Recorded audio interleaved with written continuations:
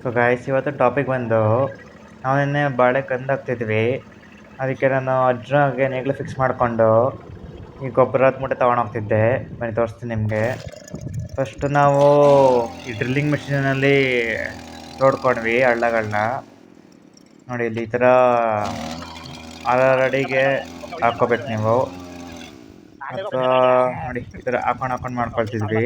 Starting ನಮ್ಮ ಶಿವಜನ ನಾವು ಒಬ್ಬರೇ ಮಾಡ್ತೀವಿ ಅಂತ ಸ್ಕೋಪ್ ತಗೊಂಡ್ರು. ಆಮೇಲೆ ಮೆಷಿನ್ ಹಿಡಿಯೋಕ್ಕಾಗದೆ ಸಾಮಣ್ಣ ಬಂದು ನಮ್ಮ ಹಿಡ್ಕೊಳ್ತೀನಿ ಬನ್ನಿ ಮಾಡಿ ಅಂತ ಕರ್ಕೊಂಡ್ರು. ನೋಡಿ ಈಗ ಇಬ್ಬರು ಸೇರ್ಕೊಂಡು ಮಾಡ್ತಾಯಿದ್ದಾರೆ.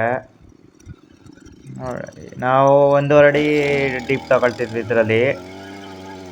ನೆಕ್ಸ್ಟ್ ತಗೋಣ ಬನ್ನಿ. ನೆಕ್ಸ್ಟ್ ಅಲ್ಲಿ ಗೊಬ್ಬರದ ಮೂಟೆ ಅಲ್ಲಿದೆ, ಅದನ್ನು ತೋರಿಸ್ತೀನಿ ಹೆಂಗೆ ಆಗ್ತಿದ್ದೆ ಅಂತ.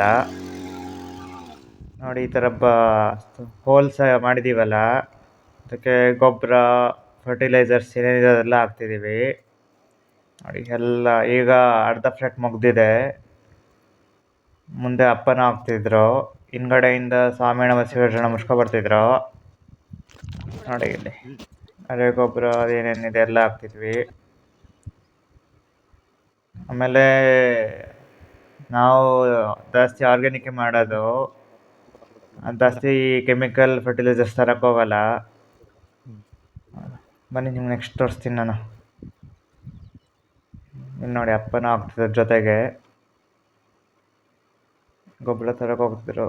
ಅದು ಮುಗಿಸ್ಕೊಂಡು ನಾನು ಸ್ವಲ್ಪ ಹೊತ್ತು ಮೀಸಗೆ ಅಂತ ಬಂದಾಗ ನಾನು ಭವಾನಿ ಮತ್ತು ಅಪ್ಪನ ಬಿಟ್ಬಿಟ್ಟು ಹೊಟ್ಟೋದೆ.